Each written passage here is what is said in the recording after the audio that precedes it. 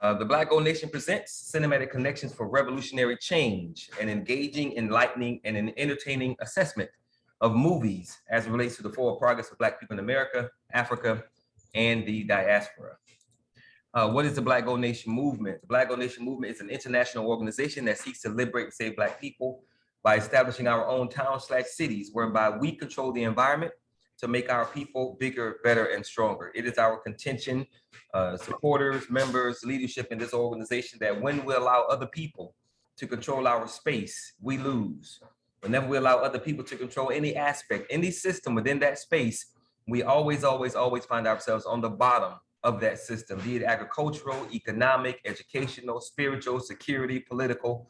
Whenever we allow other people who don't look like us and or think like us, well, not and or, who look like us and think like us, whenever they are controlling any of these systems, we always find ourselves on the bottom. So since we no longer want to be on the bottom, we deem it's necessary and 100% appropriate that we control and or own the space where we live and the systems that govern and affect our daily lives. Why we came to be, based on the understanding, teachings, practices, and strategies of past and current organizations that our leadership has lived, studied, and or taught, and the need to continue doing. We build upon the successes minus the mistakes to provide our people solutions that work now, to implement a 100-year plan to build power. So all of those righteous leaders that came before us, all of those righteous and good intended organizations that came before us, all of them were trying to do a very good and necessary thing, which is build something for Black people that will help Black people move forward. But of course, all of them made mistakes. None of them were able to complete their vision of what they were trying to do. So that means that that work, that righteous and necessary work, is still undone. So it's on us, those of us who are still alive and well in 2021 moving forward, to pick up the baton and run our leg of the race as best we can. But of course, it would be foolish to try and run any race without studying and understanding what the race is all about, how the race should be ran, how we should receive the baton, and who we should be giving the baton to. So we want to make sure that we fully understand everything that has taken place, everything that's still taking place, because it still affects us. And most importantly, who we are giving the baton to. We want to make sure that we're raising our children in a completely new fashion to not just become employees for other people, but business owners and controllers of municipalities. Our ultimate goal is putting our people in a position to run cities. Why? Because we believe that if we don't run that space where we live entirely, politically, from the top down, then again, we will always be subject to what other people want to do for us. And we don't want to just do this for one generation or 2 generations or 3 generations. We always want to plan for the next 100 years so that we can give our children something that we've built that's planned for the next 100 years, so that they can add their 100-year plan onto what we give them. And as a people, we will always be 100 years out. So with that, that is an introduction to the Black Gold Nation movement. I'm now going to turn over to Brother Craig Lee, who's going to break down this movie for us. That was a pretty good pick. All right, Brother Craig, it is on you. Good morning. Good morning, everybody out who will be looking at this video. Right now, it's just me and Brother Tamani, but we are going to proceed and go through this powerful movie, Life of a King. This is one of, all of the movies that I select have an intended purpose. But this movie really hits home on a lot of different fronts because I'm a domino professional, and this movie is about chess. Life of a King, starring Cuba Gooding Jr. And although we know Cuba Gooding Jr. is not full-scale Black, he played a hell of a role in this particular film. So as always, I like to get started by asking participants for their short overview, before we get into the film. So, Brother Tamani, since right now it's just you, why don't you give me your perspective on the film? As you just said, you picked some very good movies and documentaries for us to watch and review. So I thought it was another good one. my father taught my brothers and I, I'm the youngest of five, to play chess at a very early age. I think I was playing Wow. chess. Okay. Yeah, I think I'm playing chess since I was about six or seven. Wow. And I was actually the vice president for a chess club in middle school. So Wow. yeah, so Wow. I've been playing for a minute, and I love and appreciate the game. Um, and the I don't want to say the simplicity of the messages because they were all pretty deep, but the real life connections that the brother was making in the movie with the game of chess to real life, it not only hit home because of what we're trying to do in the Black Gold Nation, but also it reminded me of some things that I've been through in my 50 years of living, that could have most certainly put me in a different position. And it probably would have taken as long for me to be where I am, and I probably would have been further along had I had those lessons attached to real life and a real message. So I thought overall the movie was awesome. Of course, I'm a fan of chess, and the messages that he was giving throughout the entire movie. Probably the most important one is think before you move, think before you do. Always see the end game. Always know where you're trying to get to, and just don't act in the moment. Just don't go along and get along. Understand that every move has ramifications, repercussions, and you got to be mindful of what you do, how you do it, when you do it, and of course who you're doing it with. And don't be a pawn. Yeah. So yeah, I thought it was an awesome movie. Wow. Let's pick up on what you just referenced in terms of those things that you shouldn't do. In order to not do those things, not get caught up, not be a pawn, what must you have control of? Your mind. Exactly. Yeah. And within your mind, you must develop the ability to do what? Think, critically analyze, and assess. Yeah. So it's easy for people to say, don't do this, don't do that.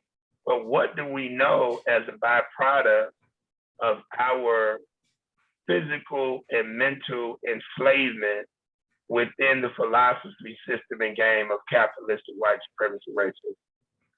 We don't think, we believe. Exactly. We don't know how to think. We have been programmed to believe. So only a few people, because even in this particular film, the main character, Tahin, okay, he was not thinking when it came to real life. That's right. As it relates to the board game, and so we're going to get into that overall dynamic. But let's start from the beginning. Where does the movie start? In prison. Exactly. And what are they doing in prison? Playing chess. Exactly. What are the primary colors of the chess piece? Black and white. What color was the Cuba Gooding character in terms of the chessboard? What did he have? I'm pretty sure it was white. No. No, he had black. Damn it. He was black. Okay. His main teacher, yeah, chess man. Yeah. He was the white piece. Right. It's going to be critical for you to analyze that. Why do you think they had Cuba Gooding's character with the black piece and not with white piece? This is a guess, but probably because white goes first.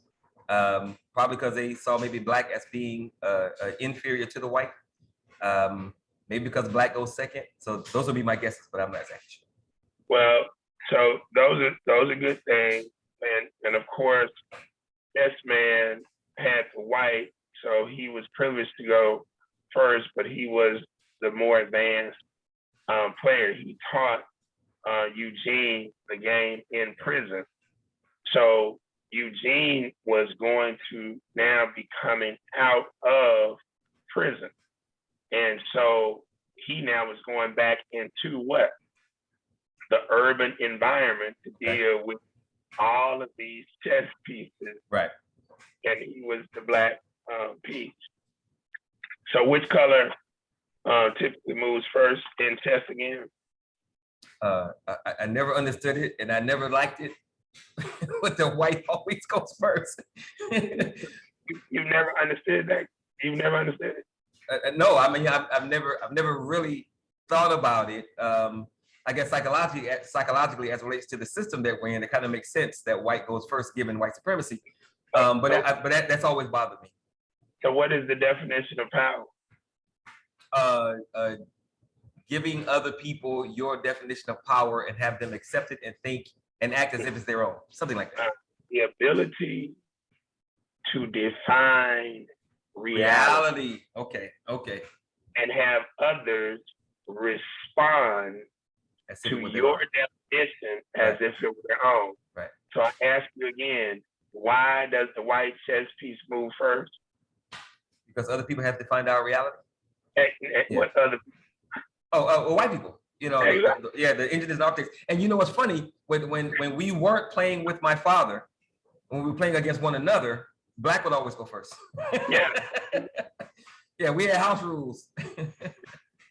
So within the game, the crackers are showing you the truth of the philosophy. That's right. The game of capitalistic white supremacy racism. Yeah, and it's like so many other things. It's subtle. The hints and the tips exactly. And the trick, everything is subtle. You know, it's like looking up black in the definition, and all of it, of course, plays a role. And all of it plays a role. So now, which I ask this question because this comes up in just a few scenes after we start the movie.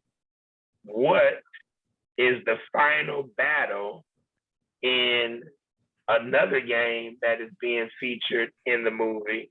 What is the final game, the battle in pool or billiards? The final game or battle? Oh, Jesus Christ, Lord. That's pretty messed up. The white ball has to sink the black ball. So when people say a person has been blackballed or blackmailed, see, that makes no sense. Yeah. Because the black ball is knocked off the table. So now what you really are when somebody's trying to gain leverage on you or knock you off the table, that's being white ball. Right. Because the white ball is doing all of the destruction. Right. That's when it has all the power. Exactly. Yeah. All right. So we talked about the color that Cuba Gooding and Eugene Brown had on there. All right. So when Cuba Gooding, and they don't announce their names until they're in the prison yard. So now we learn Eugene and the chess man. But when the two brothers are in the prison yard, what does Cuba Gooding's character tell the chess man? That he's scared, he's afraid? Exactly. And why is he afraid? Because he doesn't have a lot of friends on the outside. Yeah, he's scared to be released. He doesn't have a lot of friends on the outside. So why doesn't he have a lot of friends anymore? Because they're either locked up like he was or dead. What else? Think about it. Why does he have a lot of friends anymore? I can only assume that the lives that they were leading, again, led them to either be locked up, dead, or maybe they turned their back on him once he got into prison. So those would be my guesses. The other reason is he has elevated. Okay. And now shedded those individuals. He's on a different path because he's no longer going to do the criminal activities that got him inside. That's right. Yeah. So the concept of friend is an illusionary concept. Right. You're only my friend if you down for what I'm down for. So yeah. Because see, now he's learning the terminology, and he no longer associates with a lot of those people. So you got to keep that in mind. What is the response of the chess man? Uh, I think at that point is when he gives him the gift of the king and says, always look out for the king. Now this is before he does that, but you're on point as relates to that. But what does he say in response to him being afraid before he gives him the chess piece? I don't remember. He says, just keep your eye on the end game. Okay. Everything will fall in place. Gotcha. And you hear this theme throughout the movie. Yep.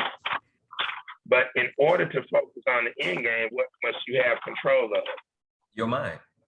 And you must be able to what? Know how to do what? Oh, critically think. Exactly. Because if you don't have control of your mind and you don't know how to think and critically think, analyze and do, you can't. You on that wheel. Yeah, right. You can't get to the end game. Right. All right. So now Cuba Gooding's character, his partner's name, he says his partner's name, Chess Man, and he says, I'm gonna miss you, Chess Man. And this is where the Chess Man responds, and we now learn Cuba's name, Eugene, and the Chess Man says, every day you're out there for me and every other brother in here that's never gonna be out there again. So now freedom becomes recognized by Chess Man as value because he didn't really value freedom before he went in. Right. His decisions, his unconscious decisions, led him in to the prison. Right. Now, if it weren't for the prison, would the Chess Man be the Chess Man? Oh no, of course not. He would be whatever Negro he was when he went in there. If it wasn't for the prison, would Eugene have elevated and transformed his mind? No. And you know, it's sad and unfortunate, Brother Craig, that's where most brothers, in my experience, that's where they receive their awakening and their enlightenment. It's either in prison, in jail, or in my experience, in the military. And I don't know why. Maybe it's because you have time to think. Maybe you have time to read. You have time to be different. I don't know. But prison is that's a fertile ground for enlightenment. I'm about to give you the answer because it goes back to the book that the white boy Alexis de Tocqueville wrote called Democracy in America. And in this book, where he wrote it in the early 1800s, he chronicled his analysis of African descendants, so-called Native American descendants. And here's what he said about us. And this is the answer to why what you just asked. Listen to what he says about the Negro. Okay. If he becomes free, independence is often felt by him to be a heavier burden than slavery. For having learned in the course of his life to submit to everything except reason, he is too unacquainted with her dictates to obey them. 1,000 new desires beset him, and he has not the knowledge and energy necessary to resist them. These are masters which it is necessary to contend with, and he has learned only to submit and obey. In short, he is sunk to such a depth of wretchedness that while servitude brutalizes, liberty destroys him. Man, if that is a no way out situation. So let me ask you, and I guess it had to do with the brutality of slavery, but from watching the documentary, Plutocracy, that 5-part documentary that we reviewed, we know that the architects and engineers of this system, you know, they treated other people just as brutally as they treated the slaves. We know that from watching it. But white people, of course, don't necessarily think that way from that definition. So that has to be because they stripped our culture, our names, religion from us. And that's why we're just a vessel for some BS. Yeah. We didn't have anything else. Okay. Exactly. Yeah. So like when they try to compare the oppression of Irish individuals to Marxists, it's asinine. It's a joke. And it's a joke on many levels, but the number one level is culture. Yep. Why is that? How do we know? And it's very glaring. How do we know that the white so-called Irish folks did not receive the same brutal treatment just from a cultural assessment? How do we know that? Well, shit. They're not like us, and they still have their culture. They still have their names. Still have their history. They can still trace their records back. Number one. Yeah, they still have their stuff, which is ridiculous. So the physical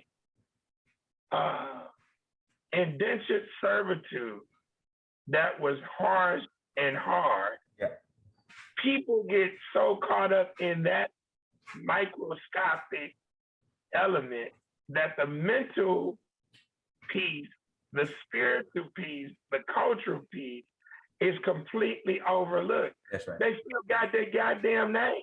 Yep. They still had their damn language. They still were able to cook their own goddamn food. Yeah. You understand what I'm saying? They still got their own identity.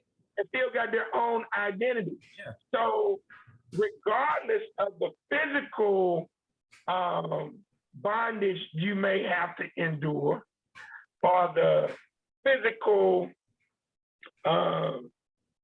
pain that you may have to endure, your mind, your spirit, your culture is still in check. It's still yours. They still goddamn St. Patrick's Day up in this month. Yep. Yeah. With our stupid ass wearing the goddamn color. Right. And not knowing that don't even make any sense. Exactly. But yeah, that's exactly what's there. Okay, so what does Chess Band give to Eugene after their conversation? A handmade, hand-carved king piece. A beautiful wood carving Very of nice. a chess piece, the king. Very nice. And what does he do as he hands the king to Eugene? You know, other than give him that soulful handshake, other than that? I'm glad you brought, he firmly grabs his hand, as you say, the soulful handshake. Because he wanted him to know, bro, this is serious. Right. And he grabs his hand and he tells him to do what?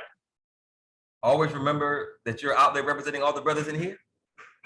That's not what he says that? No, he said it the first time you got it right on this one. He said to always take care of the king. Right. And after that, he said, everything else follows. Dig it. Take care of the king, everything else follows.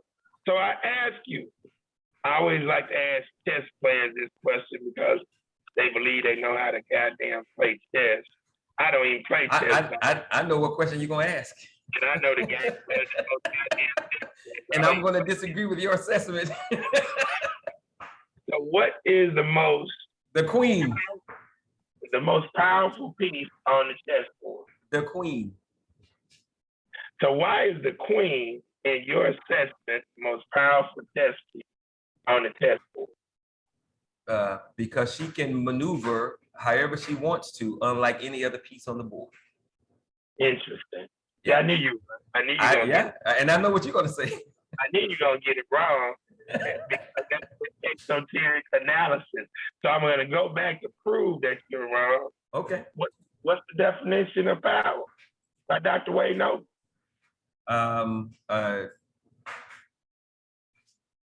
Defining reality for other people and having them accept it as if it were their own.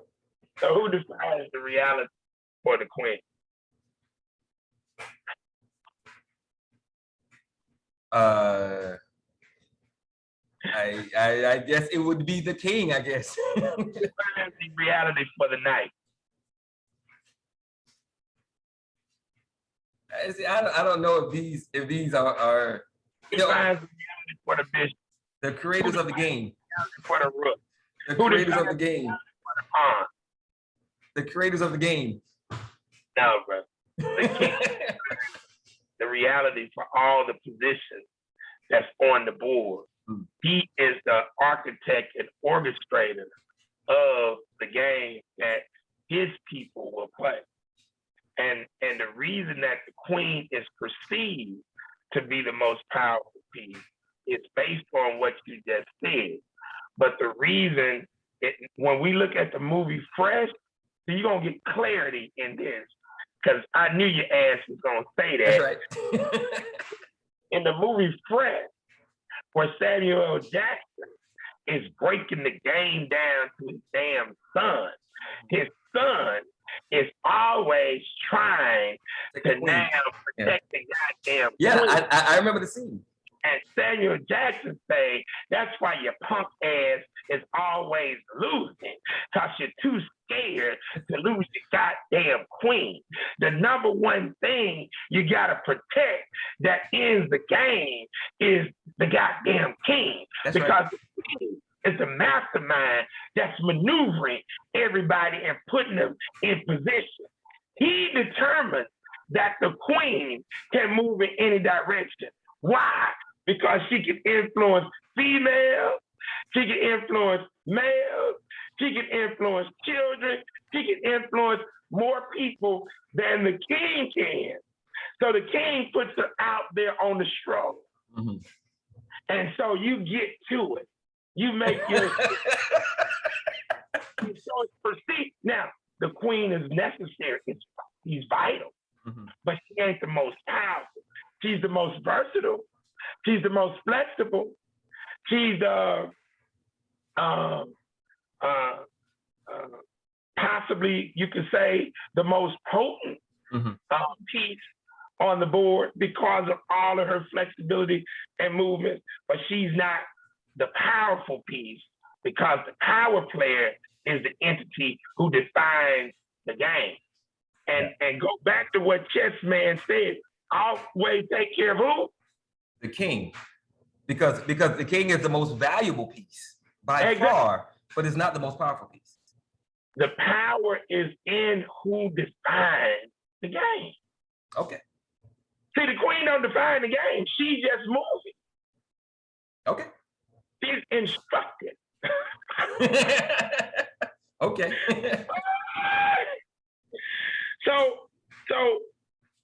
I know you're gonna miss this because I had to go back and look at it. Okay. And this is clever. I got to give it to him on this.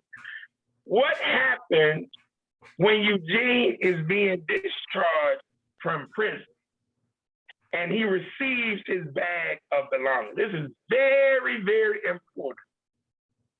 What happened? I'm not sure why, but he looks at a deck of cards and smirks at him. Exactly. Yeah.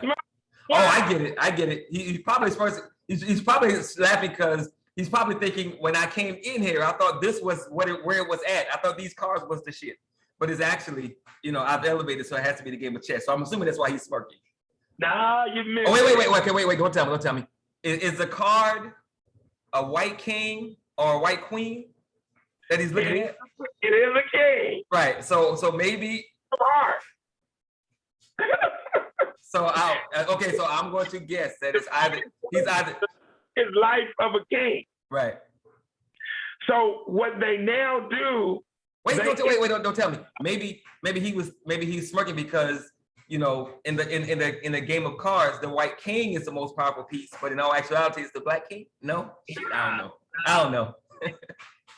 And when he came into the jail, he was basically a rook or a bishop. Right. He wasn't a pawn because he ran his right. Yeah, he ran his crew. Right. So he was a bishop or a rook, but he wasn't a king. Mm-hmm. But he thought he was a king. He thought he was a king. Okay. So he elevated over his 17, 18 years in prison. Right. And now he's going through the belongings, and there's a pack of cards, and on the box, there is a king of hearts. Right. Because he now knows that he's elevated to become what? King. King, right. And so now the symbolism, he had just finished talking to the chessman. Uh-huh. The chessman told him to what? Always take care of the king. So always take care of who? Yourself, your mind. Exactly. Why was he in jail? Because he wasn't taking care of his mind. He was doing other people's bidding. He was, not a pawn, but he was rook. He most certainly wasn't the king. He wasn't taking care of himself. That's right. I got it. So that's the second game. That's going to be a very important part in this movie. Cards. That's the second game that's now introduced. Mm-hmm. Got the ultimate game that they're dealing with, which I believe is actually dominoes, not chess. I think chess and dominoes go hand in hand, but dominoes is the true game of life. We'll talk about that, but cards definitely factor in because all this goes back to our African culture of mysticism. You see? Yeah. Numerology. Right. Yeah. Astrology. Astrology. Yes, sir. All right. So, but that there was powerful. He smiles and puts the deck of cards in his pocket. Right. Now, that's going to also play a role in a very important part in the movie as well. All right. So, where does the story for the movie take place? What city? DC. All right. Okay, so while riding in the car from prison, he asks his partner to find him some work, but he clarifies the kind of work. What does he say?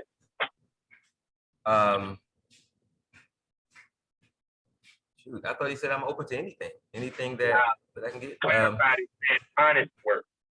Honest work, right? Yeah. And as a matter of fact, when he said that, the brother's because when he said he was looking for work, and the brother looked at him, he said honest work to clarify the kind of work he was looking for. Yeah. Because what did we learn from his conversation with Chessman when Chessman told him he was scared? He's as he's talking to Chessman, he says I'm scared because I no longer have a lot of friends. Right. So this is reiterating that reality. Why? Because, dude, I'm not going back. That's right. To that. So it's honest work. All right. So the first scene out of prison hits on the reality of the politics of housing and employment for ex-offenders. That's right. Because he couldn't find a goddamn job. He was in the halfway house. But here's the politics. I don't know if you're aware of this. They don't give a goddamn if the parole board ain't provided you access to a damn job. Guess what you got to make sure you do on a monthly basis or a weekly basis? You got to pay fees. You got to pay that goddamn parole out. Right. And when you think about the parameters of what you have to do once you get out, it is damn near impossible not to go back in. Exactly, brother. Yeah. Yeah. And we're gonna get into the politics of that. So now go back to when I get you all to what the real definition of politics is. Now you're understanding it? The personal and group agendas. Oh yes, by all means, yeah. It ain't just government. You got politics all around, and this term actually comes out. So what I said here, that was a very real thing. Now, Who are the only people who can help to truly eliminate this hardcore reality for ex-offenders? Be the community, right? Who specifically in the community? Politicians, Huh? politicians, government. So, ex-offenders who now have become entrepreneurs. Ah, okay, because they can hire, right? Okay, Exactly, I got because you. the businesses don't want to hire them. Right, because they're ex-felons, yeah. So who we have the most sympathy for an ex-felon? An ex-felon. Who has now done what? Gotten out and started his own business, doing his own thing, being independent, thinking for himself, protecting his mind, Exactly. all of that. So this is where I'm at with various entities here in the city of Shreveport. This is what we have to do with DGN. Right. This is why entrepreneurship, although I ain't been to no goddamn prison, and I ain't gonna go to no goddamn prison, I'll pick beer cans before I go to goddamn prison, because I'm not gonna give the white folks my goddamn valuable time, my goddamn mind, That's right. my intellectual capital. That's just not gonna happen. Right. Okay? Because I don't have to pretend that they are the standard for my reality, because they're not. Right. I'm just in this goddamn game maneuver. All right? Cool. So who is the first person he calls when he gets out of prison? His daughter. Exactly. And of course, he asked to meet her the next day. What are your thoughts about this critical scene? It was sad because I have two daughters. One, I can imagine being in prison for one, and two, I can't imagine not being close to him. So I thought it was sad. I thought it was unfortunate that he didn't have a relationship with his kids because of the life that he chose to lead. And of course, she didn't want to have anything to do with it. Did he choose to lead that life, or did he make predetermined selection? What's the difference? Choice involves thinking. Oh, you think predetermined by other people or circumstance? Okay, so selection has already been predetermined. Yeah. And of course, she didn't want to have anything to do with it because of those predetermined selections. So yeah, I just thought the overall scene was sad. Exactly. So the reception was very cold and real. I like that. Marco, he learns that his son is locked up for drugs, right, following in whose footsteps? Probably his. Exactly. She's gonna be a lawyer, so he's hyped about that. But what role did he play in her becoming a lawyer? None. Well, yeah. Well, she wasn't becoming a lawyer necessarily for him because she didn't have anything to do with it. Now, what role did he play in her becoming a lawyer? He was a criminal. He was in prison. Sperm donation. Oh. Well, is that a role? Yes, because she couldn't be pursuing the lawyer if she wasn't born. And so no matter how, and I told my father this before he had his stroke and became a vegetable back in 1994. I'm like, no matter how much you have not done for me, I would never take a position of hatred towards you, because in order for me to hate you, guess who I gotta hate? Yourself. Yourself, right? And it ain't about to happen. Because no matter how you want to cut it, you couldn't do what you're doing had he not done what he did. That's right. In donating the sperm to fertilize your mom's egg, you can't never forget that. Right. Okay. Yep. So no matter how much you wanna look at how fucked up he's done you or whatever, this is the reality, and he's at least trying to make something positive. Right. And so I told my father, unlike Shaquille O'Neal, at that time he had written a song, "Biological Didn't Bother" or "Don't Bother."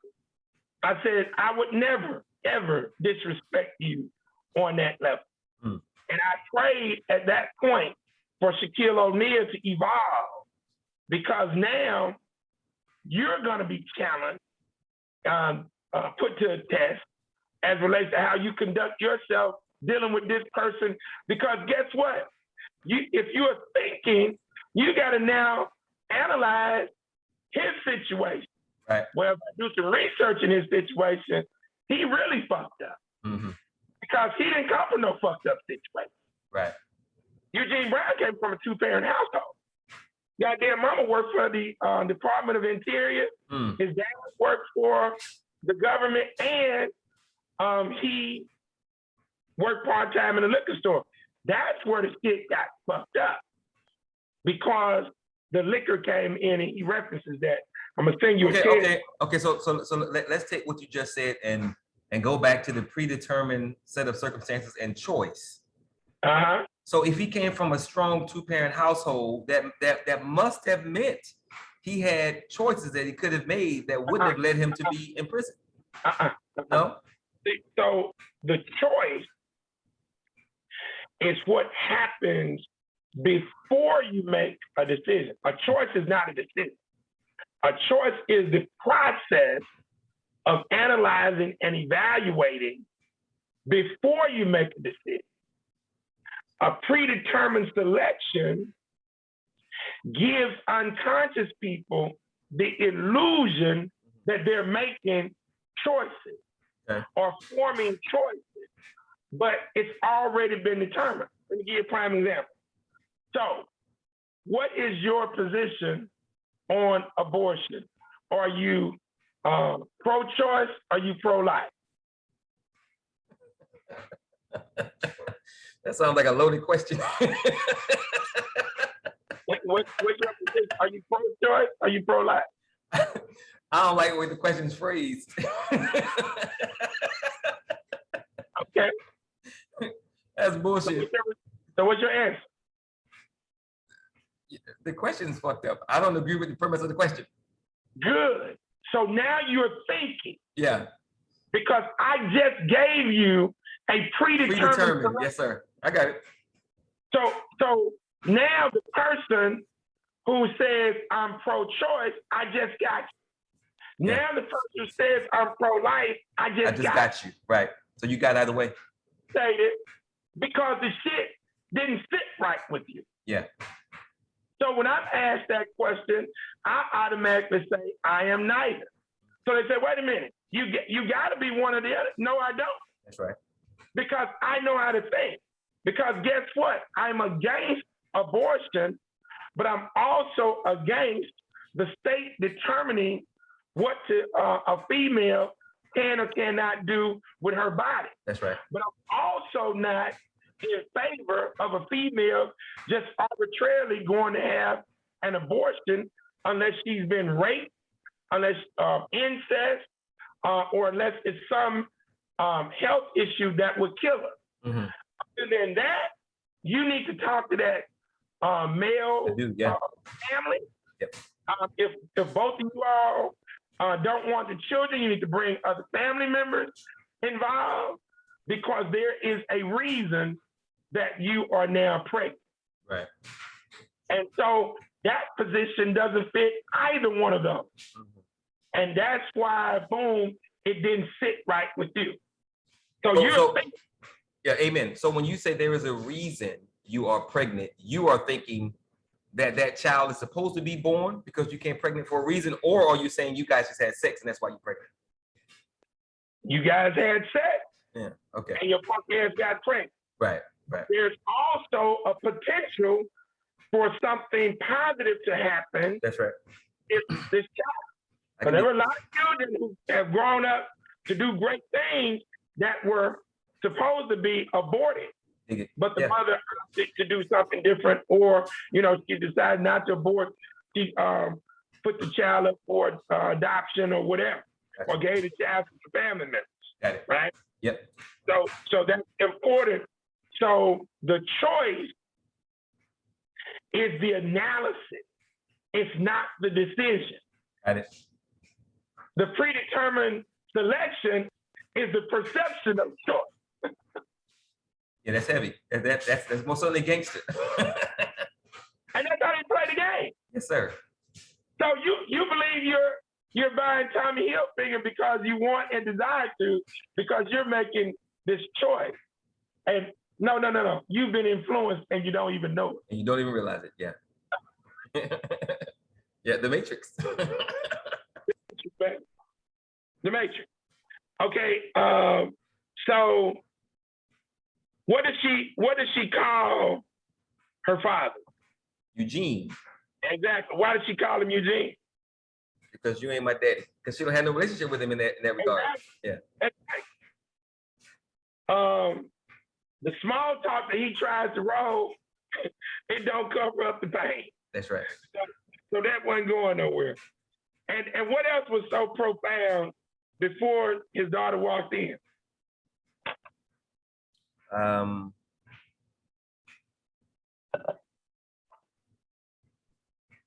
don't know. He got up to greet another female. Oh, he thought it was, yeah. So he didn't even know what his daughter looked like. Yeah. Right. Yeah, I was like, wow. Yeah. So she was in her 20s. Think about it. He's been locked up for 17, 18 17 years, right. The mother or whatever never obviously came to see him or send him no goddamn photo. No relationship. No relationship. All right, so in the next thing, Eugene meets with his friends. What is the important game that is now introduced in that scene? In the bar. Okay, ask me the question again. Okay. Oh, pool. All right. Yeah, pool. And so now we got 3 games. Yeah. Chess, cards, and pool. Pool. Yeah. So what is the premise of pool again? Billiards? What you got the game? The white ball sinking the white ball knocking the black ball off the green earth. And the white ball does what else before the final confrontation between destroys all the other colors. Exactly. Damn. So you think that's it by choice, Ken? It can't be. It can't be. Wow, okay. That's heavy. So they introduced chess, white, black, piece. White always moves first. Yep. They introduced cards, and now they introduced pool billiards, right, where the white ball confronts the black ball in the final battle, and you know you win the game. Now, what do you win in pool? In the final confrontation, what do you win? Say it again. In the final confrontation of pool, what do you win? You mean other than being the last ball on the board? Yeah. I don't know. You win. The game's over. You win the control of Earth. Oh, okay. Okay. Because the pool table is what? The metaphor for what? Land. Land. Yeah. Yeah, that's sinister. Diabolical. Yeah, that's heavy. So the partner tells him, I can hook you up with a car. So I know you'd have missed this. What kind of car was it? It wasn't a Cutlass, was it? It wasn't a Cutlass. Hold on. It was a, I see it. It was a, I don't know, I don't remember. Hold on, let me show you how gangster I am when I'm analyzing. Okay. I set you up earlier by asking you what is the most powerful piece on the board. Right. What did you say? I said the Queen. So now connected to this question about the car. Was it a Crown Vic? Exactly. All right, the Crown. Not just the Crown, because the king has the crown. Right. Why was it a Crown Vic? It got something to do with Crown Victoria? I don't know. The Crown Vic, Crown Victoria, Queen Victoria, she's queen. So now connect the dots. Crown Vic. Oh, queen. Okay. He's the king, driving in or controlling the queen. Exactly. Which has the ability to get him around wherever he wants to go. Wait. Do you think that's intentional? You think that was put in there? Man, that's pretty good. That's pretty good. They put the damn king on the box of the car. Yeah. The whole movie is full of symbolism, brother. Yeah. Okay. That could have been any goddamn car, Tumani. That's sure. Yeah, for sure. For sure. It could have been a Mustang. I got you. Why a Crown Vic? Symbolism. Exactly. I got it. Cool. That was gangster, bro. Yeah. The king is driving the queen, but you believe that the goddamn queen is more powerful. But the king is determining where the goddamn queen goes. Wow!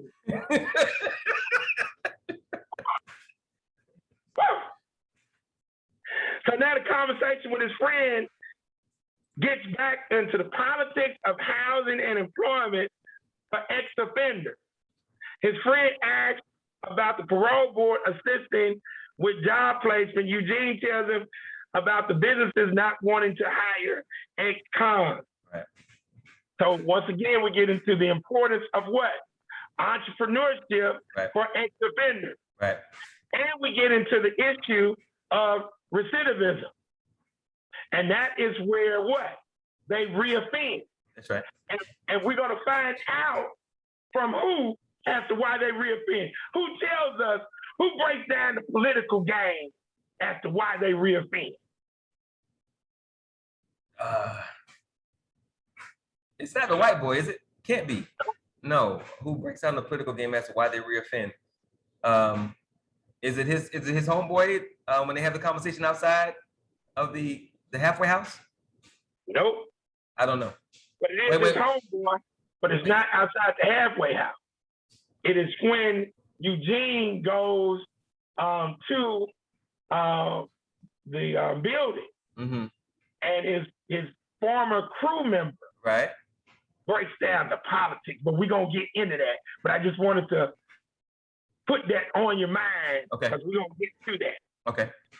So, but the friend says he will put in a good word for Eugene at the school, the mom school. So he fills out the application, and what does he do on the application? He lies. How does he lie? When they ask if you've ever been convicted of a felony, he says no. He checks a no box. Exactly. And why do you check no? Because checking yes would be an automatic denial. Exactly. Yeah. Exactly. Because he already went down that road.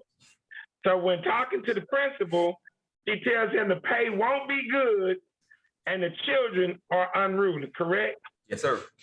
So now let's go back. If you're willing to do this goddamn work now with low pay, with savage ass children, why your punk ass wasn't willing to do that before you went to the joint? Right. Yeah. That's a question. Yes, ma'am. Yes, sir. Because you were a different person, because your mind wasn't your own mind, because you weren't thinking. Exactly. Yeah. And you didn't know you didn't have no discipline. Right. You didn't want to do what? Because he brings it up. You didn't want to do what? Follow the damn rules. Right. Yeah. And his daughter brings that up constantly about you show how to you are motivated to love kids now. Yeah. You know, what happened to all that love, when I was little. So yeah, she talks about that a lot in the movie. Yeah. Exactly. Okay. So now we do the detention room scene. What are your thoughts on that first detention room scene? Detention. Oh,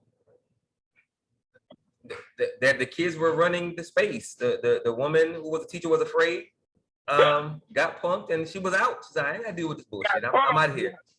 She got kicked quick. Yeah, disrespected big time. So now, why do I bring this up as it relates to what we were discussing on Thursday with Jennifer? Well, we were talking about her having to step up into the role of what she's supposed to be doing with authority, and be who you're supposed to be. So I'm not seeing how that equates to the detention teacher. On Thursday, the conversation with Jennifer was about how we were going to transform the minds of our children. Okay. And Jennifer has a homeschooling program. Right. But what did I tell you? And she did agree. Homeschooling is not. That ultimately is not the answer. Yeah. Exactly. Right. But the issue that you run into when you're in the public schooling system is just what we saw in this film. Unruly gangster ass children Right. who make life difficult For for who? The damn teachers. teachers. That's right. The damn teachers like, bro, I'm not going back into that. Right. That dude damn near threatened to kill me. That's right. And so she asked him a question. Why do you even come to detention since you don't care about your life? What did he tell him? Ultimately, because this is where my customers are. Exactly. Yeah. He my damn best customer. Right. So this is where the mindset of a lot of our youth are at. Yep. Okay. Yep. But now what happens when the principal comes in? They quiet down and sit in their seats and do what they're supposed to do. And why is that? They either respect or are afraid of her power or what she could do, perhaps. Because they are chameleon and they like they're actors. Yeah. Yeah, but So surely you think that they were thinking that she don't know who they really are? Huh? You think the kids were thinking that she the principal? You know, you can act like you're following all the rules, but I know you guys don't, because I know who you guys are. You don't think that they knew that acting wasn't gonna work? That their acting doesn't work? Yeah, they were acting as if, you know, they were the nice kids following the rules. No, not that they were nice. They were acting as if they respected her. Oh, I got you. Okay. And they were acting, they were pretending like they respected her. But how do we know that that's a lie?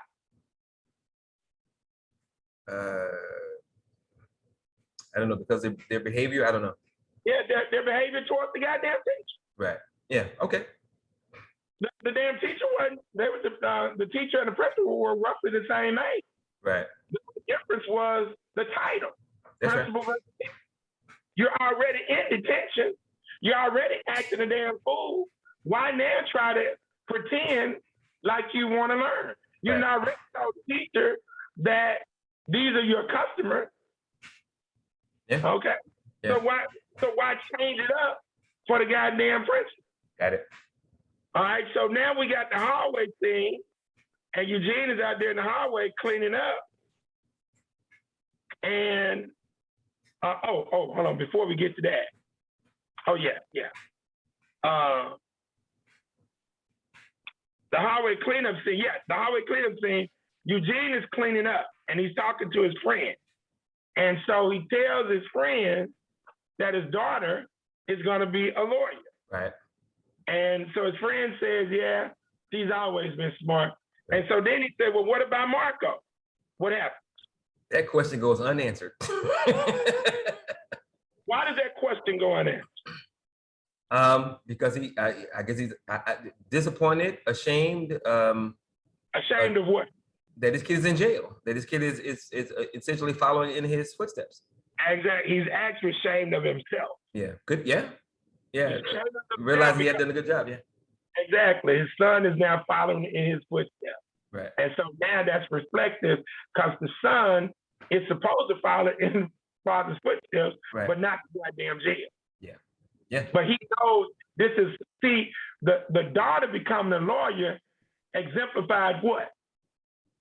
The goodness in him. Okay. The potential for goodness in him. Gotcha. The son exemplified what? The reality. Yeah. Wow. Because he was going to jail. Yeah. So his son was following his footsteps. That was the reality. Right. But he had transformed. But the consequences of your behavior, your past behavior, now got your son locked up. That's right. So Miss King, the principal, asked him to monitor the room. So why is he able to gain control of the room? It's simply because he's unafraid. Exactly. Yeah. Because he challenged the bully of the class. Right. And Goddamn bully of the class. and he demands respect. And not only does he demand respect, but he's not afraid to step up to the challenge when the bully, you know, challenges him. Like, okay, well, you sure you want to do that? And he looked at him straight in the Straight in the eye. God damn it, let's go. Yeah. Let's go. So the students demonstrated the reality of a significant percentage of melanated youth. Yeah. No respect, no discipline, the love for entertainment, Yep. joke. Where does all that come from? The lack of what? Culture. And what else? I'm gonna say strong community, strong families, strong households. What? Spirituality. Damn it, I was gonna say that first. Yeah, spirituality and right culture. Gotcha. Yeah. Without that, you don't have discipline. You don't have respect. You don't have appreciation for others. Right. And so now you love to be entertained. They just playing what they playing, hip hop music, Yep. joke. Everything is a goddamn guy. Yep. You got chaos. Okay. You got chaos. And you're doing drugs. And you're doing drugs, yeah. Okay, so when Eugene was opening the mail, we go to the mail scene. What did he find in the mail? A letter from his son sent back to him. Return to sender. Yep. Return mail. Okay. So when the principal, okay, we get back to the principal. There's a scene here. She thanks Eugene for handling the detention class, and he asked about Miss Gabon. Mm-hmm. Miss King said that she wasn't coming back. What now happens? He sees it as an opportunity and asks, okay, well, what's gonna happen? What's gonna happen with detention? Yeah. Exactly. He sees the opportunity. So now he is doing what? Looking out for himself. True, but in order to look out for himself, and he has control of what? His mind. And so he's now doing what? The mind. What do you do in the mind? Think. Okay. So he's now thinking for himself. On a level. So now he's taking care of the king. So now he sees this as an opportunity. Got it. Okay. He's gonna be paid for this. Oh, nothing. Exactly. So he sees the opportunity. Yeah. So now we jump into real life. This dude has now created a life for himself out of death. Got it. Innocent. So what is that called when he's able to think about doing that? What is that called? When he's able to think about creating a life for himself. This chess, putting this chess thing to these disrespectful ass children. What is that concept called? His ability to think about that. What is that called? I don't know. What produces the opportunity? A problem? An idea. Okay, I can take that. An idea. You formulate an idea. Okay.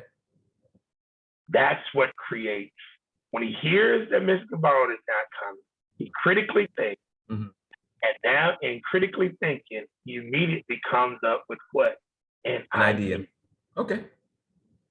The idea now has taken him to financial independence, a motion picture. This is real life thing. Gotcha. If he's done this with chess, we can do this with what? Domino. We can do this with. Okay. Yeah. We can do this with Connect Four. You do the ring game. Okay. Yeah. Okay. I got you. That can't be done. That can't be done. Why it can't be done? Oh, that's right, because you don't have control of what? Your mind, because you don't believe it can be done, don't mean it can't be done. And you don't know how to do what? Critically think. And then you don't know how to produce what? Ideas. Negro. So don't put your limitations on me. Exactly. Woo! Woo! Woo! Okay, so the second detention scene involves, I love this, his ability to reach the unconscious minds of the students through what? Chess. No. Through what? His personal experiences, I don't know. Eugene's original #1 game in Hustle, which was what? Cards. Exactly. Right. Right. So he plays a card game with Peanut, right? Exactly. The So he 3-card Monty. exactly. So what was the bet he made with Peanut? If you win, the kids can do whatever they want. If I win, you learn a new game. Exactly. And what's the new game? Chess. Exactly. So in order to reach the goddamn youth, he had to do what? Had to come down to their level, be able to relate to them, and communicate with them in the language that they understand. And that was through the game of what? Cards, 3-card Monty. But what he didn't know, that Peanut didn't know, Eugene was what? A master. Okay. He was a master of cards. Now we're gonna find this out in just a few seconds why he was a master, but he was a master of cards. Okay. Now, what did Peanut ask him before they began?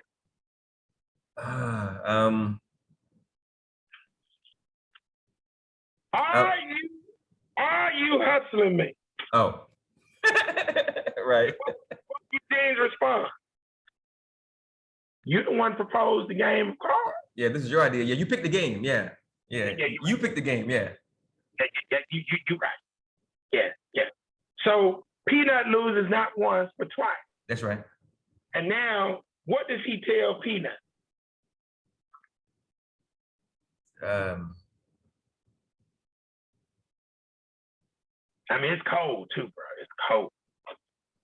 He said, thought you knew the truth, but it wasn't there. Right. And it will never be until you know where to look. Yeah. I remember when he said that. Yeah.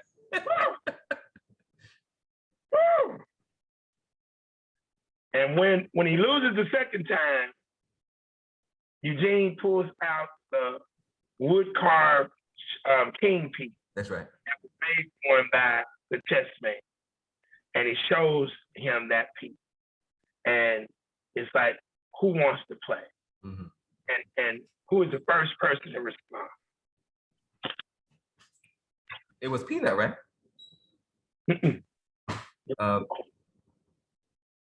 Say again. It was the love interest of T. Oh, okay. She said, I'll play. Okay. I want. Now Peanut, of course, did want to roll, but right. He's the first one to respond. Okay. All right. So now, of course, he done confronted Clifton, and Clifton, he put him in check and all that. So now we deal with the car scene with Clifton and T. And what I said here was, this is the reality of most melanated youth in America, because Taheem was brilliant, but he was following. That's right. He was following Clifton. Part of it because he was fearful. Right. And so he was being influenced by a pawn who was trying to pretend that he was what? A king. But he was nothing but a goddamn pawn. Right. As we'll find out in the film. So the third detention scene, I love this one because this is where he's breaking down each piece. And as he explains the objective or premise of the game of chess to the class, now Clifton and T walk in, and what does he say as they're walking in? 2 pawns. and he says, and what does he say about pawns? I don't think he used the word expendable. But you're in the game though. Yeah, did he say something about either doing the bidding of others or don't even know that they're pawns? I don't remember exactly what he said. There will be casualties. There will be casualties, right? Right. Yeah. And Clifford then refers to chess as what? A kid's game. Okay. Now what does Eugene do? He uses chess in the real world example Right. for Clifford. Right.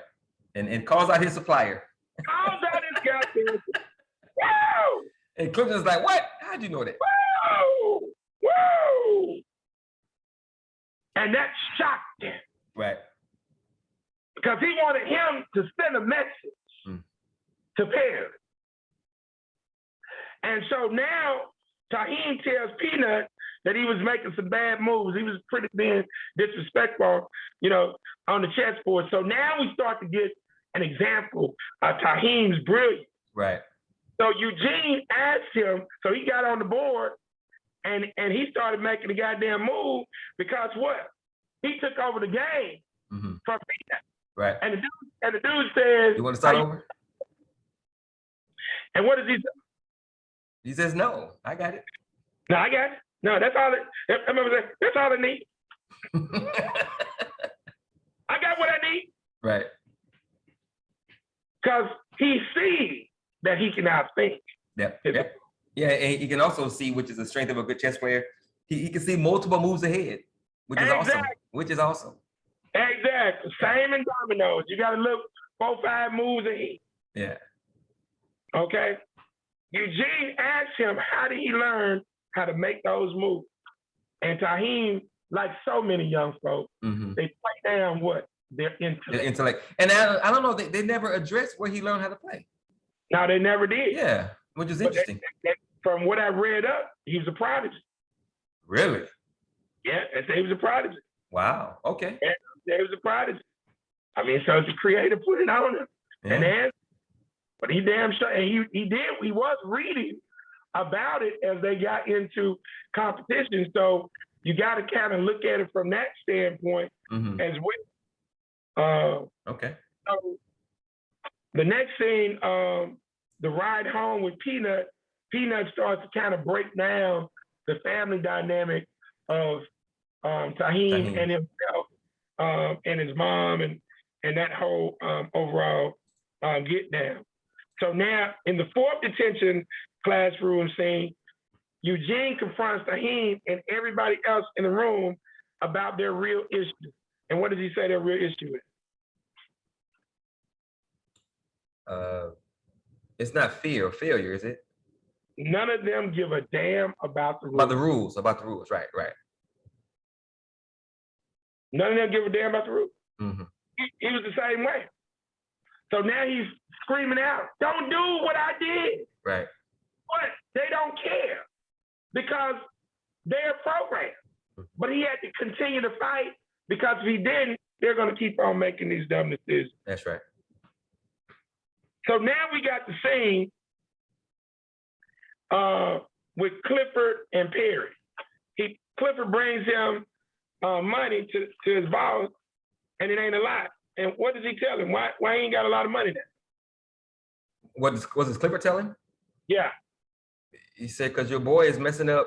He's influencing your customers not to buy. Who is he talking about? The other students. Oh, he's talking about Eugene influencing the other students not to buy. Yeah, right. So you know Eugene Brown? Yeah, I know that's the dude. Yeah. Like, he's taking your customers. Yeah. He's over detention. So now what does Perry do? After he laughs, he said, you better work it out. And what else does he do? Is that when he asks his boy if he knows anybody at the middle school? Exactly. And why does he do that? Because Eugene is becoming a problem. We got to get him out the way. Why he ain't just kill him? I'm assuming because that's his boy. He got love for him, perhaps. I don't know. So now there are tactical maneuvers that he can do because he still knows Eugene has influence and has some intellect. So what he wanted him to do was to do what? Come back groveling to him. Right. Because we don't know Eugene and elevate. That's Because right. what did he tell the chess man before? You're muted.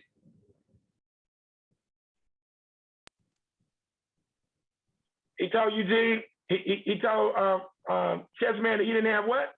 Friends on the outside. Exactly. Right. And this is one of the cats he's talking about. That's right. Okay. All right. So now,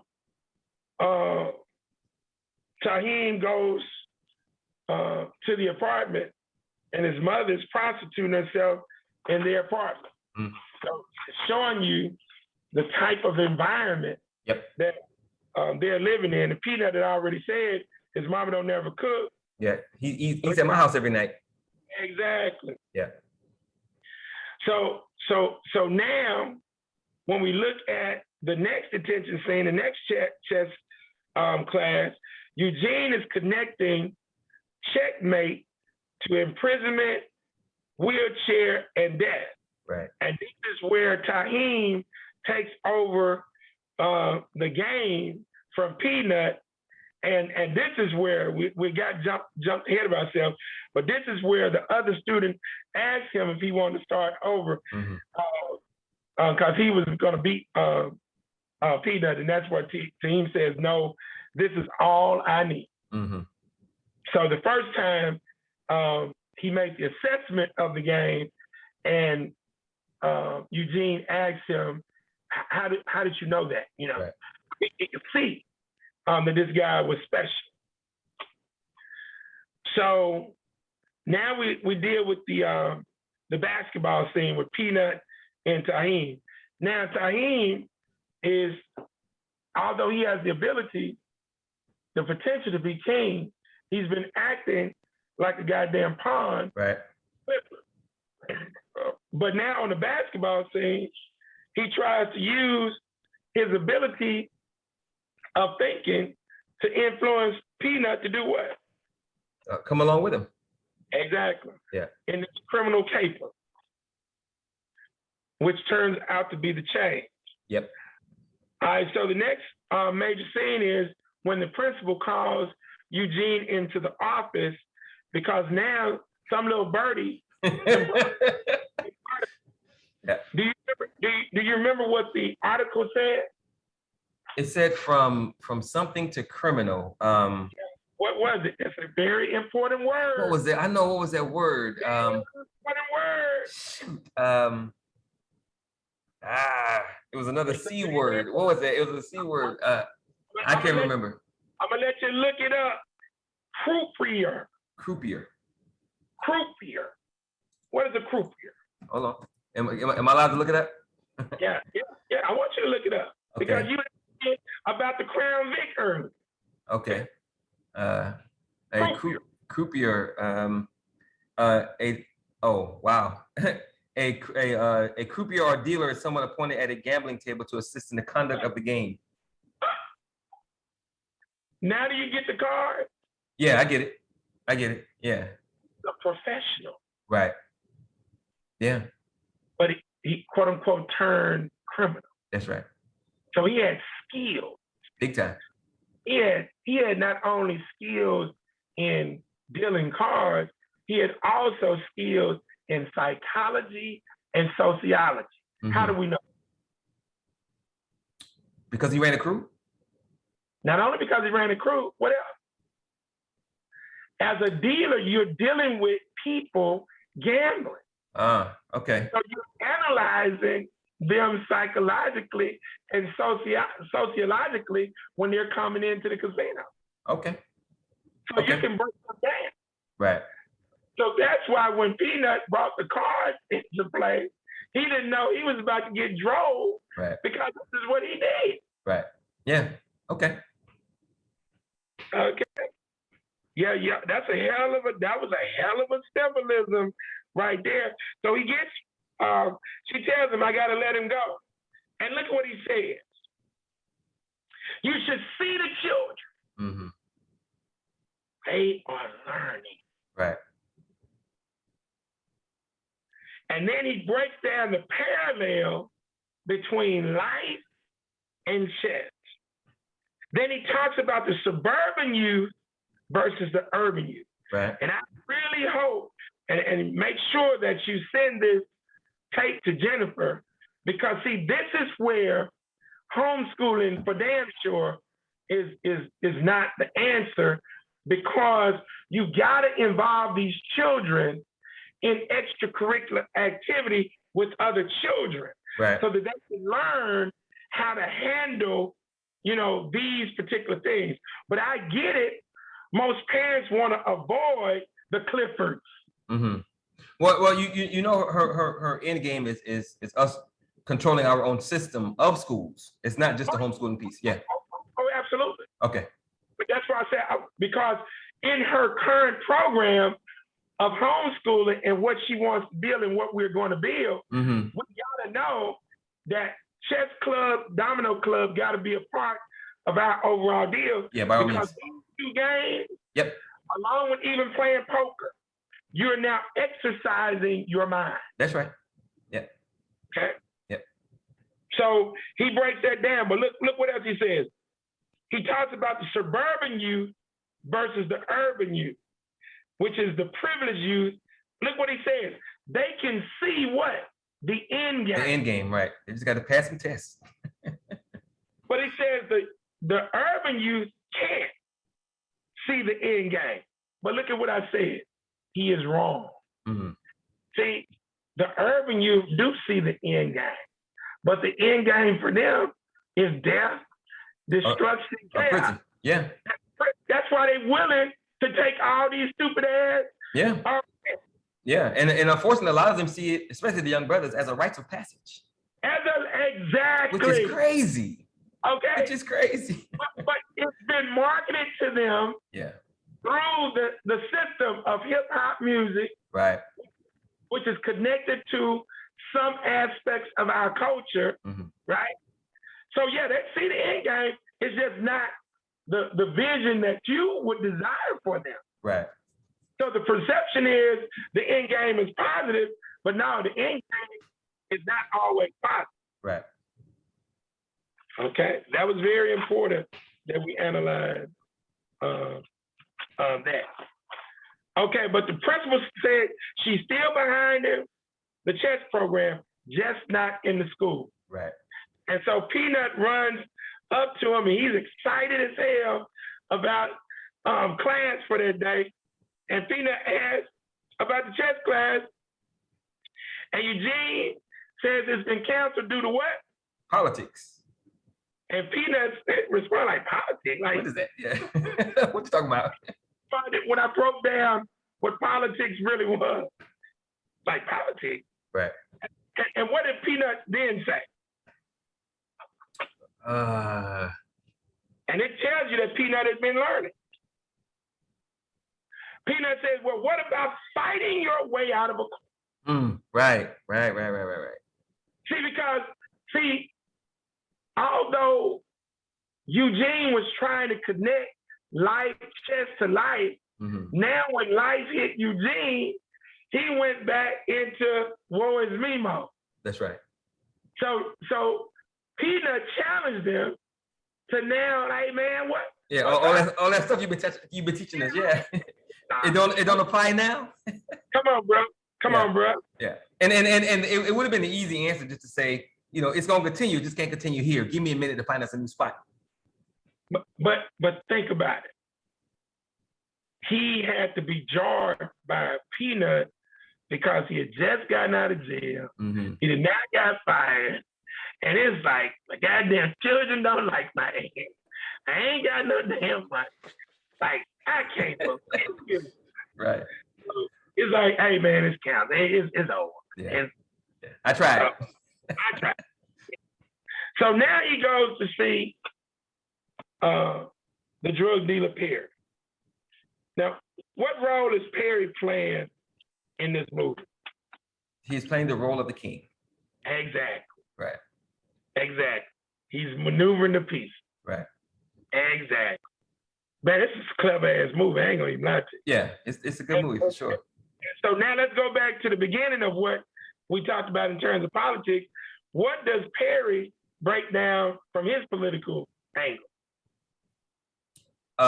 the reality of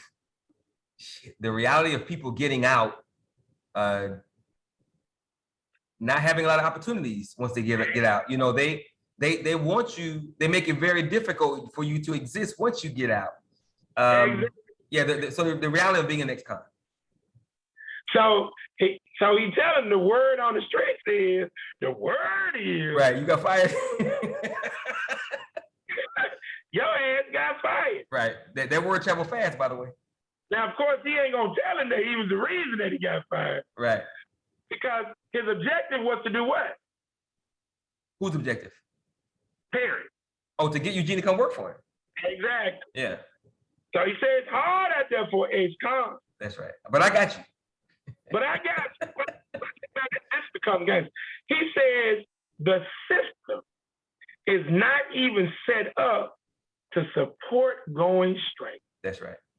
So when these fools sit up and say that the system is broken, it's crazy. You know, it's crazy. Yeah, because if you just think a little bit, you have to conclude that all this shit can't be by coincidence. This shit is by design. I mean, if you just think a little bit, it's just too much. And Perry goes on to say, hey, it's just the world we in, baby. That's right. Keep another beautiful black man down. Eloquent. He's going with all of the cliches. That's right. So, you know, he puts the money down. Eugene don't take it. And he tells Eugene, you just don't get it. Now he really breaks it down. Oh! He said, you just don't get it. I am one of the pillars of the community. Right. I take care of these people. Why is he a pillar of one the community now? What are the three things? Oh, money, sex, and materialism. Yeah, because he gives back, gives out turkey dinners and whatnot, despite the fact that he's killing your ass. Exactly. Slowly. Yeah. It's crazy that the psychology behind those kinds of relationships. And so he said some gangster shit. He said, I help the community in a way the government don't have the time or the means. That's right. Woo! Man. Which is untrue, because if you got the right people, but if you got the right people. Exactly. No doubt. Exactly. That's what I wanted to hit on. All right. So now, the school scene where Eugene drives up and he asks the chess students to play at the park, they blow him off, but he really, pitches Peanut and he blows the horn, and Peanut eventually says, hey man, I don't like politics. Mm-hmm. So he blows the horn and Peanut, goes in and comes off. So he now gets it. What does he now get? That he has to become what? Who? Eugene? Yeah. I don't know. Resourceful? I don't know. He has to become an entrepreneur. Dig it. Okay, I can dig that. Yeah, no doubt.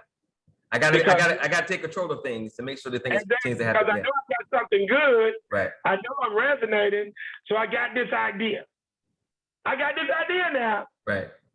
Another damn idea. And what is this idea?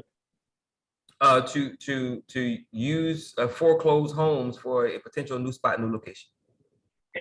To put what in there? Oh, chess club. A chess house. Chess house. Yeah. And so he's going into the inner city. He ain't running from the inner city. Right. Going into the inner city to now revitalize property in order to turn it into a chess house. So now we're at the scene where they're repairing the house, and who comes in while the children are there helping them repair the house? Is that when his daughter comes in? No. Is it either the daughter, the principal, or Clifton? Clifton and Tahim coming in. Right. And why are they coming in? Are they coming in to learn chess? No, they coming in to be some asses. Oh, no. They came in to get Peanut. Exactly. Right. In order to do this big caper. That's right. Because remember what he told Taheem in the car when they were casing the joint? Yeah, your mama ain't nothing. You ain't got no money. You're broke. What else you gonna do, nigga? This is our way out. You do this job, man. We Yeah. through. We through. We set. Like they going to go steal $100 million. That's right. Ain't gotta do nothing else after that. Yeah, it's crazy. So now we at the car scene. And in the car scene, what happened with Clifton, Taheem, and Peanut? Oh, well, he initially tells, Taheem, you come with me, and Peanut says, I gotta stay here by myself. He said, okay, punk, you roll with me, Taheem, you stay in the car. So whose life gets saved? Well, we knew that from the very beginning, that Peanut wasn't gonna make it in the movie. That was obvious. He was too small and lovable to make it throughout the whole movie. Too innocent. So Peanut gets shot, taken out. Yeah. And so now Eugene is called into this, and now he goes back to the damn chess house that he's tried to maneuver, and now the damn Negroes are broken. The girls forgot to lock the door. Okay. And so they vandalize the place. And so now, he gotta try to do something to lock down Taheem because he's the one. He's the Michael Jordan. He's the LeBron James. That's right. He's the Neo. So, but now Taheem is on the verge of wanting to kill the mom's boyfriend. Why? Because they don't like him. He's abusive. Hits his mom. All those things. Exactly. So he's discussing this openly, which is crazy. So he was crying out for help. That's right. And so he's like, I'm gonna kill my mom's boyfriend. So Eugene asked him, what was that gonna prove? That's right. And so finally, Eugene breaks down why he went to prison. That's right. For 10 years. And he said it cost him everything. And he said this because what? He couldn't see the end game. Right. And this is where now he and the principal are in the kitchen and they're having a powerful conversation. And she now has to admit that this is her first time ever. She has to bear witness of Eugene's ability to reach the children and teach them life skills. Yep. She was just amazed. Yeah, which is really, it was really interesting to hear her as a school principal say that. You would think, because if I was a principal, I'll be damned. So that was really interesting to hear her say that. Yeah. Exactly, that was powerful. Yep. So now, of course, we get into them going into the first chess tournament, but what do we get? Taheem's mother don't want to do what? She didn't want to sign the permission slip to let the boy go play chess. Why didn't she want to sign that slip? Because she had zero belief in herself, which means she couldn't believe in anybody that looked like her. So I'm a nigga, you a nigga, sit down. Exactly. And the only thing she was concerned about was getting some money. Yeah, getting her next high, her next hit or whatever. Exactly. And so she didn't want to sign the permission slip. So of course he forges the signature once they get there. But now we learn about birth certificate. So, and it's interesting because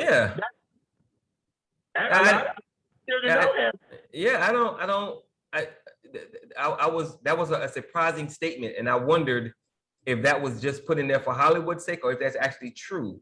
Now I know if you are of a certain age, like my grandparents, I don't think my grandparents had birth certificates, but they were born. My grandfather was born in 1899, I think, 98. So they were old, so I get that. But for now, for kids not to have a birth certificate, that was kind of interesting. No, most urban children don't have their birth certificate. Why not? Because the parents haven't handled their business. So it's not that they can't get them. Right.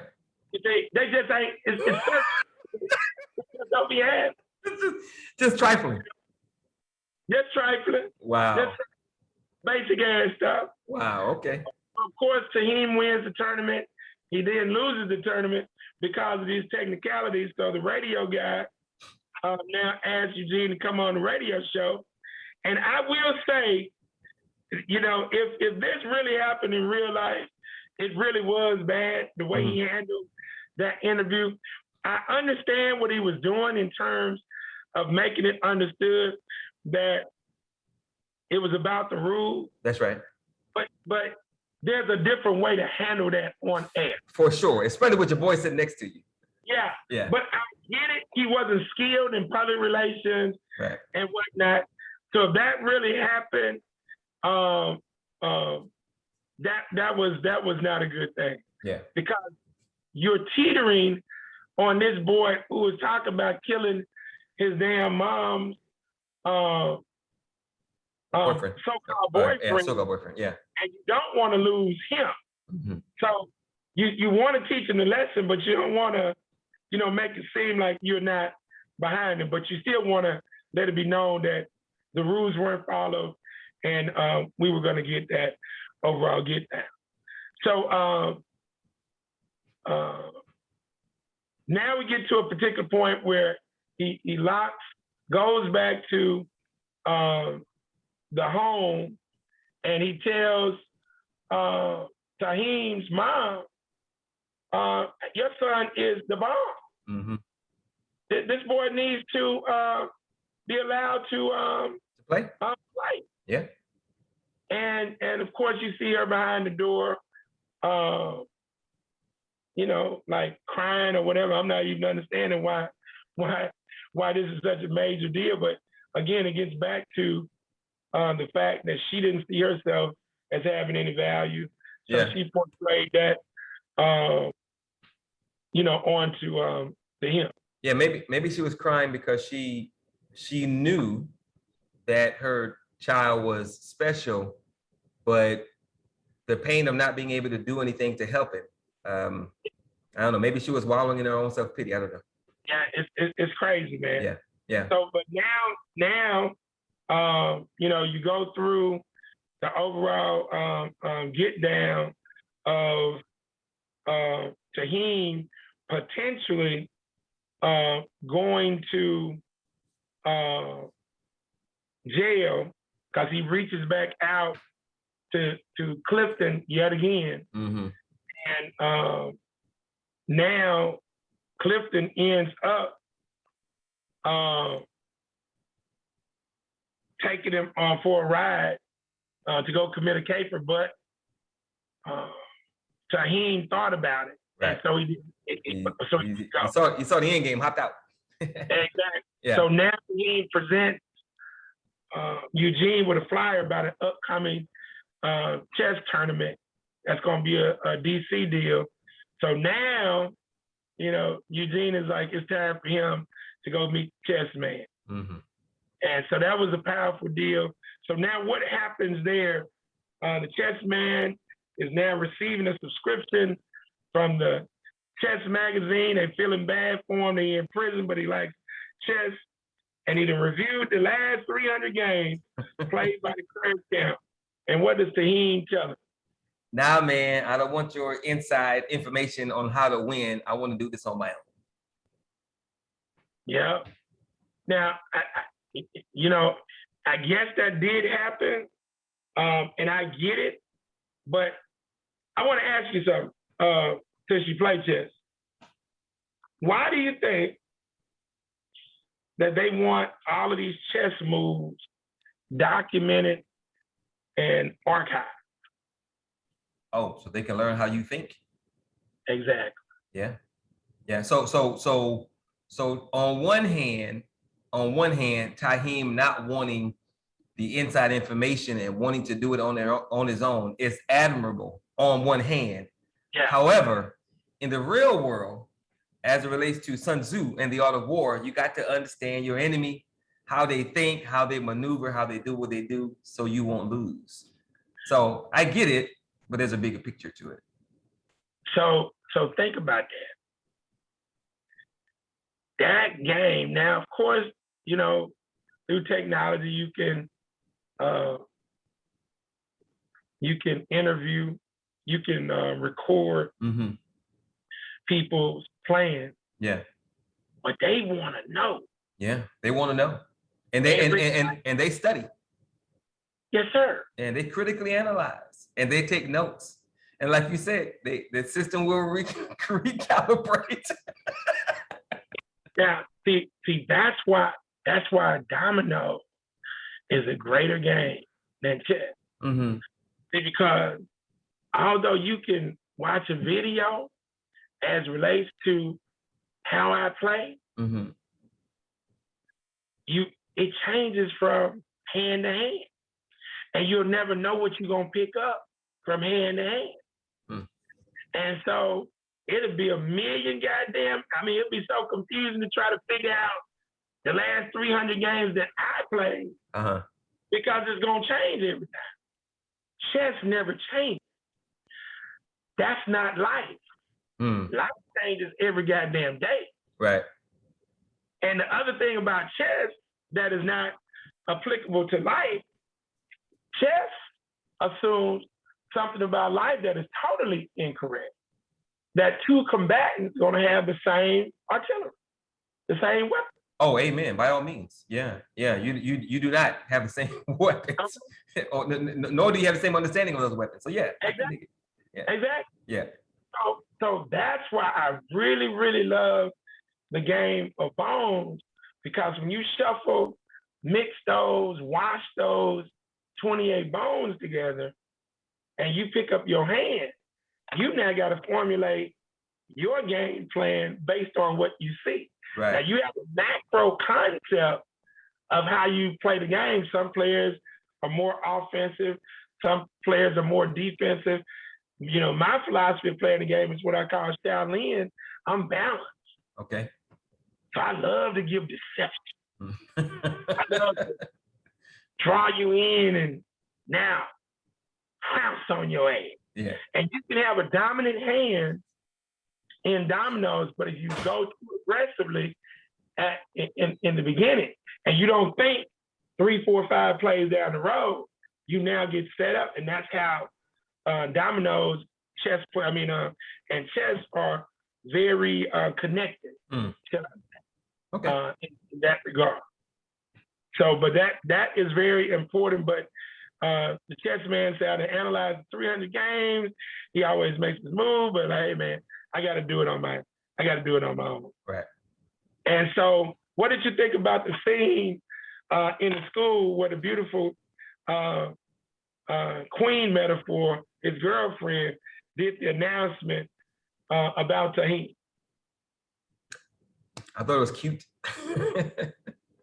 This was a very important thing because typically the only people who get recognized on the loudspeaker athletes. Football, yeah. You know, maybe band. But now you get, so did you see how he lit up? Yeah. He's now in class. Now people are like, there are so many things we can do to encourage our youth. That's right. But it requires the ability to be able to think and go outside the box. That's right. So now we're at the chess tournament, and guess who was in the real chess tournament? The real Eugene Brown played in the real chess tournament.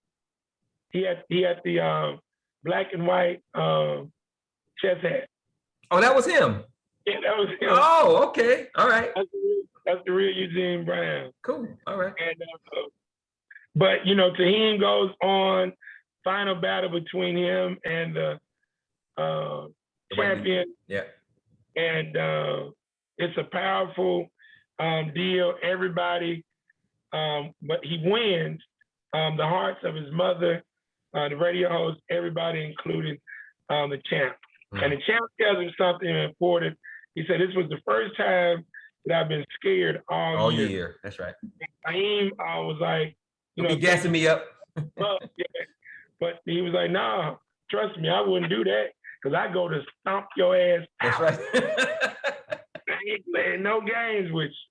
But now you see the Urban League representative come up and offer college assistance because this is real. This is where I'm taking dominoes so that we can now have domino clubs, elementary, junior high, high school, college, get it on the Olympics. But we're now manufacturing the game so we can now put resources behind the game because dominoes, similar to chess, it is teaching thinking, critical thinking, deductive reasoning, logic, all of these things, discipline, patience, all these things are in that game.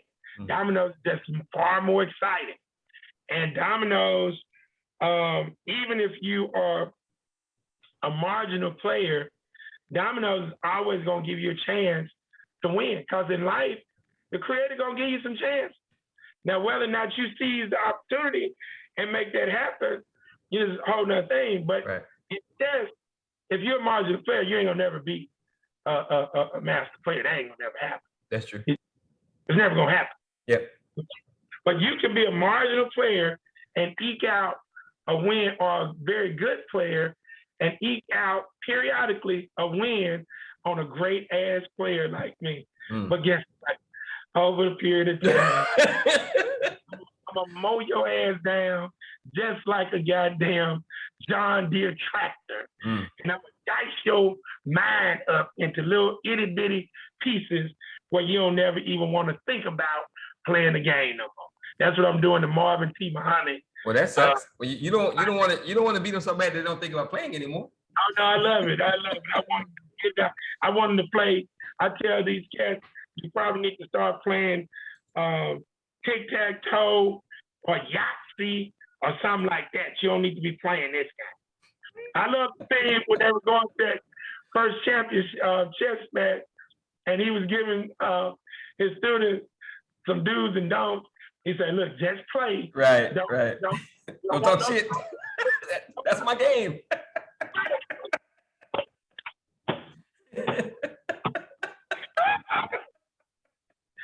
She said her game was talking shit and cussing, right? That's right. I can dig it. I love that, brother. And so finally, in the last scene of the film, his daughter and son, come to the chess house, and son now sees what's going on, and they, he does what he needs to do to earn their respect. That's right. And hopefully that did happen in real life, because this dude did something phenomenal. And again, he came up with an idea. That's right. Just like I've come up with the idea for the HBCU Preservation Challenge, just like I've come up with the idea for the Tuesday morning breakfast group expansion, just like I've come up with the idea for Creole Soul. All these things are ideas, and we just have to figure out ways of now leveraging resources to make what we need to do come to life. And that is my review of this phenomenal film. I do agree to Money that this is, I still would probably start out with the Black Panther to just really galvanize the following of the young people. But this would be definitely the second film that I would do, because it gets home. It hits home. Okay. So Black Panther, Life of a King, as opposed to Black Panther, The Matrix. Yeah, I would say. Okay. Because those two films really will give the perspective, and then once they now see the importance of seeing the end game, and the importance of thinking, the concept of choice, the concept of predetermined selection. Okay. Then when they see the Matrix, it's really gonna make sense. Gotcha. Two quick questions. How many pages of notes do you have for this movie? Oh man. Approximately? Yes, I'm gonna say 1, 2, 3, 4, 5, 6, 7, 8, 9, 10, 11, 12, 13. So every movie that you suggested, of course, you had already seen it, so you must be rewatching it, because all this can't be from memory, right? Exactly. So you got 13 pages from this movie. How many do you have for the Matrix? Did you have for the Matrix approximately? About 15. So each movie, what I do, and really what I would suggest in really analyzing these films, you need to just watch it with a just watch it. not take notes, Yeah. but with an open mind and a clear eye, and then watch it again, and then go back and take notes. Or if you're gonna just do it one time, you gotta, have a stop start type deal and take notes as you Right. go. You gotta, allocate for a 2-hour movie. You'll probably have to allocate a total of about 4 hours. Yeah, easy. So out of all the movies we've reviewed, which one have you taken the most notes on? I would think it would be either The Matrix or The Black Panther. No? It'd probably be Plutocracy. Photography, yeah. Well, that's a 5-part. That don't count. That's 5 parts. So that one don't count. I'm saying each part was. Oh, each part. Oh, yeah. Right. But yeah. Definitely The Matrix. This one, I was surprised at how much how many things, were important in this film. Most people, when you watch a film, you're not thinking about the goddamn Crown Vic. You are not. Right. Yeah. You're not thinking about the 3 games they put right in front of you. Right. You're not thinking about the damn Final Frontier in the game of pool. You see what I'm saying? Yeah. So and then of course politics and all this. So this had a lot of pages. I ain't gonna even lie to you. Yeah. So how long have you been analyzing movies like this? Oh man, No. Whereby you take notes? Whereby I take notes? Probably for about, I'd say about 15, close to 15 years. Oh wow! And I'm assuming you keep those notes. Some of them I have now. Now that I've been rolling with this, I definitely keep these notes. Yeah. Because ultimately, when I have time, I'll go back, type them up, and then rock and roll with it. Because typing them up, it wouldn't take a whole bunch of time, but it's something I would be able to actually do on it. But what you can now do as we maneuver, this is why this is great to have this recorded. Yes, sir. So you can go back and watch and then take your own notes. For sure. But I definitely will type these things up, because I was just thinking about that. Hold on for 1 second, because I got some of them here. I'm gonna have to create a case for them. So like the banker was 1,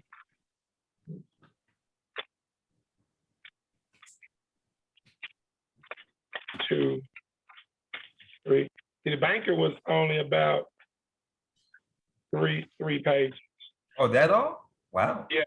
Okay. Yeah, because although The Banker is a very good movie, it is not a whole bunch of symbolism and stuff in there. So you're able to watch that film pretty good. Like one night in Miami, that was a 2-page breakdown. 3 pages. Okay. So that was 3 pages. So one that goes beyond 10 pages has a lot of stuff in it. Like shit, Plutocracy, dog. Plutocracy 1 is probably Plutocracy 1 is about 10 pages. I mean, because the more concepts that's in the film, the more you gotta jot them down and right. Okay. So my last question, with the answer, it seems pretty obvious in my head, but I don't know. So why do you take the time to watch these movies once, twice, maybe 3 times, critically analyze, take notes? Why do you do that? Because that's a lot of commitment. Why do you do that? Well, again, when I learned from Steve Coakley, the Human Encyclopedia, before he died, that these pale-skinned diabolical folks put a lot of truth in their films. Yeah. I'm like, oh, I got to now go back and analyze the film, not only the books and things like that, but I got to watch their film Mm-hmm. because they love playing the hiding stuff in plain sight game. That's right. So that's pretty much where that started at.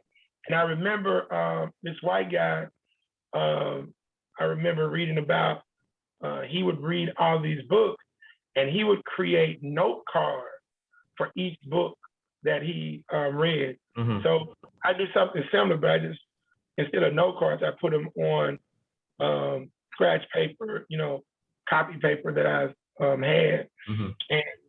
And so once I started doing this several years ago, I said, man, this is a great way for me, especially chronicling these movies. And when we do our film festival, I already got my note. That's right. I want to make sure especially like when I do a film festival, Mm-hmm. I like this, liking this until when I do a film festival. Yeah.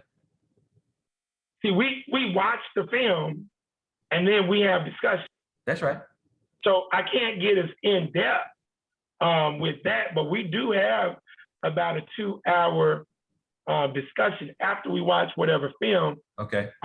snacks and whatnot, and we really get into some serious discussion. Right. So I may not be able to pull out all of the things and have real in-depth discussion, but I pull out some of them. So it allows you to start to get people to tune in Mm-hmm. to things that they weren't paying attention to. That's right. Like that deck of cards that people wouldn't pay attention. You Right. you caught the smirk. Yeah. So you got the smirk, but you didn't catch why you smirk. Right. I didn't catch the vehicle either. It was clever. Yeah. And the breakdown of the king driving and controlling the queen. That's right. Yeah, that's heavy. So you often talk about, I think the book is The Assassination of Malcolm X, where in the back they have a lot of things blacked out.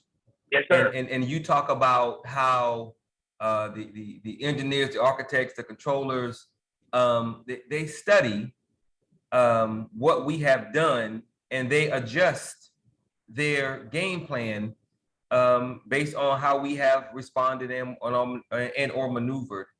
So how different is your critically analyzing these movies? How different is that from what these people do in critically analyzing us? And it's pretty much the same thing. Exactly. Because again, that's where it's at. You gotta you gotta tap into spirituality and organic right culture. You gotta be able to do that, because now when you start to learn and experience these various things, it's really going to help your understanding and comprehension. And then when you look to apply these things, now your knowledge is going to kick in. And so now it's paramount. Yeah. To the way that they rock and roll. So again, we're in a multidimensional level and reality, but all they're doing is doing the multidimensionalism on us. Mm-hmm. We're not responding with multidimensionalism on them. That's right. You see? Yeah. And you got to be able to do it. Intelligence gathering is paramount. Yes, sir. Because think about it.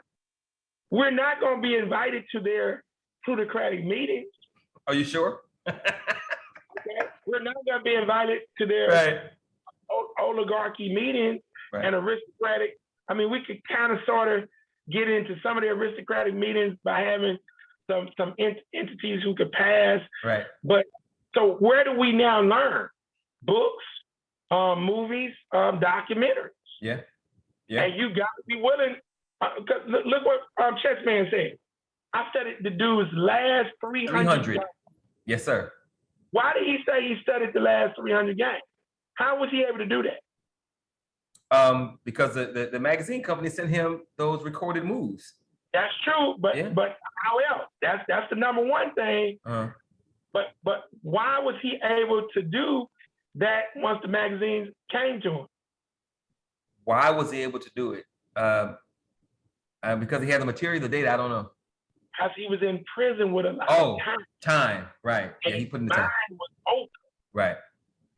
And remember, even though I didn't discuss it in this, Raheem asked him, "Are you ever getting out?" And how did he say he gets out? Every time I play the game of chess, I get out with my mind, and he says something else. It's mine, and I'm out with you. With you, right? Yeah, with you. With Eugene. Yeah. When you're playing in a tournament, what Eugene is doing. See, his mind is free now. Right. It took his body to get locked up in order to free his goddamn mind. Yeah. Because when your body is free, your mind has so many distractions. Right. So now and your body got distractions too, but your mind for damn sure. So now you can't concentrate because you lack spirituality and organic right culture. Right. So you then lack discipline, you lack ethics, you lack morality. So now you rolling with your lower nature physically, and you now making unconscious decisions based on impulse, right, on irrational emotionalism. Yep. And now the only time that you now are prompted to really think, it's when your ass is in when you locked up, yeah, which is why we need our own island. So anyway, on that note, 2 hours into this, all right. So we'll take a page out of the Revolutionary Code. You give everybody, you can only give them one takeaway from the movie Life of a King. What would that one takeaway be? Well, I need to give two. All right. Learn to play chess and dominoes, and learn to think, critically think, so that you can see the end game. But the end game and the ability to think, critically think, and appreciate chess or dominoes or both of them is rooted in those 6 pillars of empowerment. And that's what I would, you know. And you will put thinking and critically thinking in 2 different categories? Oh yeah. I was gonna say yeah, because they most certainly are different. Okay. Yeah. You gotta first learn how to think. Amen. All right, brother. On that note, thank you for taking the time. I sincerely appreciate it. And for everybody who will watch this recording or who will watch it, we had a few people watching on Facebook. Always remember that no one can do everything, but if everyone does something, everything will get done. And of course, absolutely always remember that nothing is more sacred than the liberation, empowerment, salvation, and freedom of Black people, because if we don't make it, ain't nobody gonna make it. So with that, have a good Saturday. God bless, and we'll see y'all soon. Thank you. Peace.